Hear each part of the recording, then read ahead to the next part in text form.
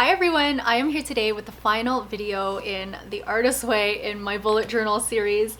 It has been a long 3 months or so, 12 weeks of learning about myself and bullet journaling, and I am going to do my final flip through today.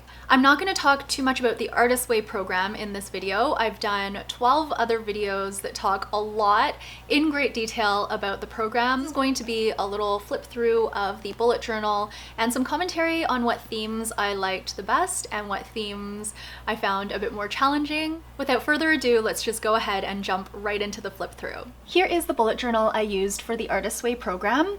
If you haven't watched my other videos, this is the Leuchtturm 1917 A5 dotted notebook. I left these pages blank.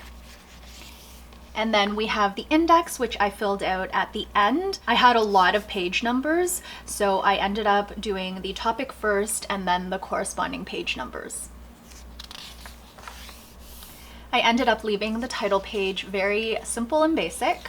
I ended up not needing a grid spacing cheat sheet. I didn't find that I really felt like I needed something like that. So all I have here is the number of spaces going up and down. So it goes from 1 to 37, and the number of spaces going across from 1 to 26. I only wrote down the total numbers because I didn't really need the count, so I just wanted to keep this page really clean. What I found I did need though was a little timeline of the Artist Way program. I depicted the timing over here. The 12 weeks are highlighted in the 2020 calendar, but I also found that this was very useful, particularly for my mood tracker. So I have June, July, and August, the days of the month going down the page, and then also the day of the week. So Monday, June 1st is day 1, so on and so forth. Wednesday, July 1st was day 31, and so on and so forth, all the way to Sunday, August the 23rd, which was day 84, the last day of the program. I really loved the cloud theme at the beginning. I thought it was a great way to set the stage for the program. For the first couple weeks of the program, you'll see that I did a play page for the theme. I stopped doing this because I didn't really find that it added much value for me, but this page I did refer back to a lot because I ended up using these highlighters a lot. This mood tracker was so much fun, and I think I may incorporate something like this into my annual planner starting in 2021. I just really loved filling out the clouds according to my mood, and it's a really nice visual representation of how I felt over the course of the 12-week program. I was initially going to add in Instax mini photos, but I didn't like how the photos changed the weight of the page, so I ended up cutting out a few pieces of grid paper and just pasting them on top, and I love how these turned out, and they were also very useful. That was it for the clouds theme. This is the hot air balloon theme, and I was very new to bullet journaling at this point in time, so it wasn't all that cohesive or anything like that, but I still did enjoy how this theme turned out. I wouldn't say it was one of my favorites, but I didn't dislike it. I really loved the different colors that I used, and I also felt like this was a very good attempt at my first week in a bullet journal. So overall, I was pretty happy with this theme. Week 2, I absolutely loved. I thought it would be my favorite theme. I don't know if it's my absolute favorite, but I still love this very much. This is probably in the top 3 or maybe top 5 favorite themes that I did in the 12 weeks. So this is of course a little rabbit theme, and the color scheme is grays, taupes, and pinks. I just really love this theme. This is probably one of my favorite spreads in the bullet journal. I just love the way this looks. Week 3 was a really fun theme for me. I don't love the way it turned out, but I do love the things that I learned during this week in terms of the constellations and the moon phases and such. This is coming off, so I'll have to glue it down, but I did refer back to these pages a lot, particularly this spread here with the different moon phases and the lunar calendar.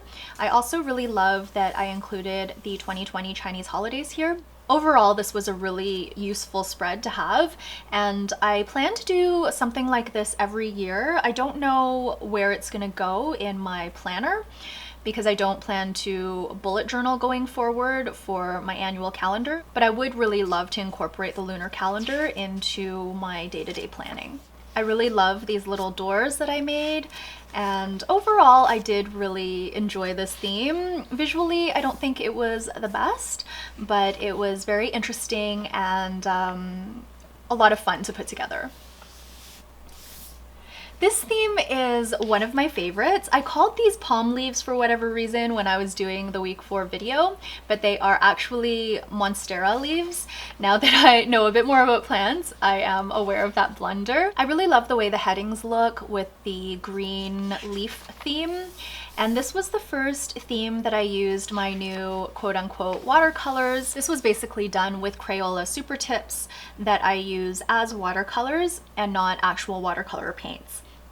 But it was really easy and fun to play around with this theme. This is one of my favorite spreads as well. I must really love the life pie because both of my favorite spreads so far have included this like beautiful circle.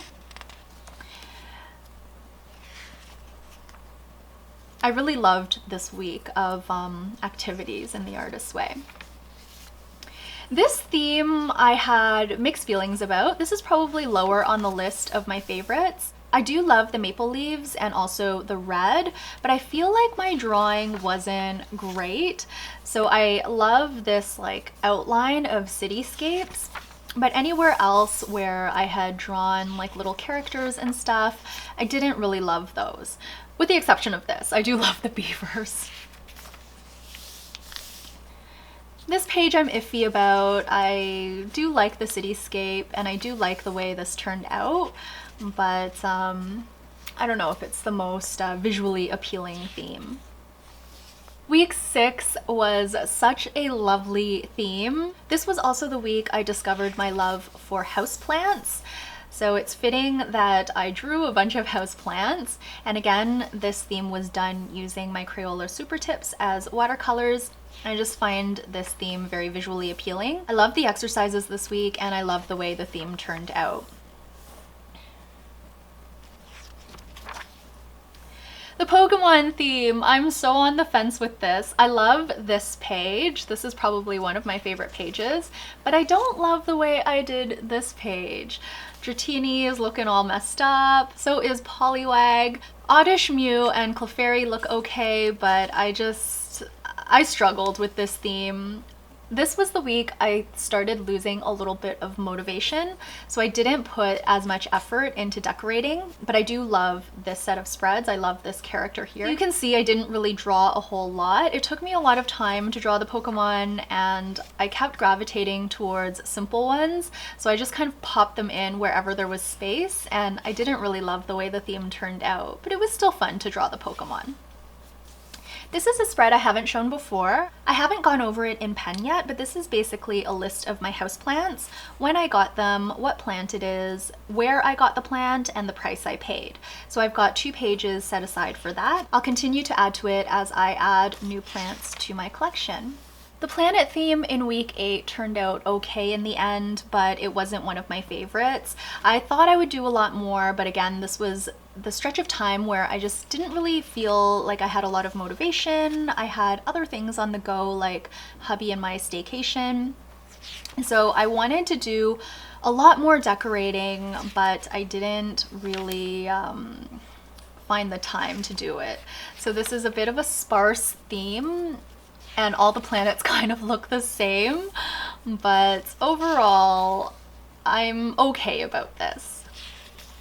Doing the flip through, it's reminded me that I do want to go back to the goal search exercise. I left some space in case I had other goals that I wanted to map out. I did settle in on a project that I'd like to work on over the next little while, so it might be time to come back and look at this exercise again. I really loved the exercises in week 8 of the Artist's Way. I just didn't really spend a whole lot of time doing the bullet journaling. I love the way this spread turned out though, and interestingly enough, there are no planets on this page. This theme turned out better than expected. This is one of my top 5 for sure. Week 9 was all about recovering a sense of compassion, and I decided to do a lemon theme. I also want to come back to this exercise here, which is blasting through blocks. And now that I have a project in mind, it would be a great time to come back and complete this exercise. I also need to come back to my creative goals and start checking some of these things off now that we are in September. I'm actually recording this on September the 1st, and I want to make sure I did the majority of these, and if not, get working on them. Overall, I really loved this week as well, and the theme for the week was, again, one of my favorites. This was a fun theme. It was very time consuming to color in these bubbles. I used mild liner for the lemons, and for this theme I used pencil crayons or colored pencils, and it was very, very, very time consuming to color in all of these bubbles. But overall, I really loved the way this theme turned out, and this week also happened to have my favorite exercise in it, or what I felt was the most useful exercise in the Artist's Way, which is called the Deadlies. I had a lot of breakthroughs and realizations in this week, and it just felt really good to come to some decisions about things in my life. The bottom line, which is the exercise that I just passed, these are things that I will not be doing any longer, just to nourish my creative self, as well as just to be at peace with myself. So I really loved the exercises this week. I felt like they were very good for moving forward and becoming that better person that I feel like we all want to be. I loved the theme for week 11. It was so easy, quick, easy, simple. I find it very visually appealing, even though it's very minimalist. So I absolutely adored the theme for this week. I also loved the tasks for this week. I found this week was full of forward-thinking exercises and activities. I love planning, so it was really nice to go through and list out my wishes, changes I want to make in my life, plan out a week of nurturing, which I actually did last week after I finished the Artist's Way. So I really did love the robot theme, even though, again, it was very simple. Here's another spread I haven't shown in my videos. These are the 23 themes that I alluded to in that course that I took in university when I went back to get my master's. It was the Strategic Career Management course, and these are the 23 themes that I came up with. While these themes all still resonate with me, and I think for the most part they are true, I have a different outlook on things now. I did this course over 10 years ago now. I'm an older person, I have a different viewpoint on life, and so I wanted to update some of these themes to reflect more of my current. Also use wording that was more affirmation driven rather than very matter of fact. I was very matter of fact when I did this course. I didn't change them all because, again, a lot of them are still true, but I am reworking some of them to reflect the current me. Here is the last week of the Artist's Way in my bullet journal. I loved the way the week 12 theme turned out. I just love the colors. I love the way the fireworks look. I find it very visually appealing, very balanced and joyful as well. So this was a very nice way for me to end off my journey in the bullet journal and my journey in the Artist's Way. This is the last page, and then I did start penciling in some moments of synchronicity that I want to remember, but I'm not sure what I'm going to use the rest of this bullet journal for. Maybe I'll continue with a synchronicity log or a combination of synchronicity and gratitude.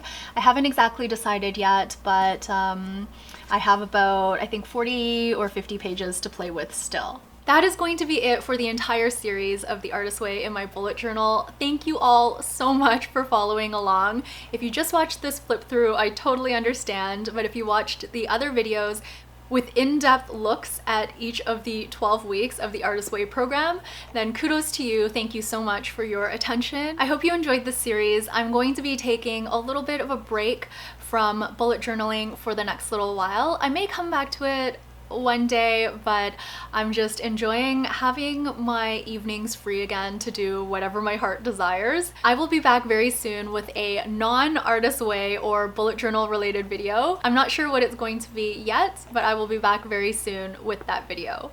Until then, please take care and bye for now.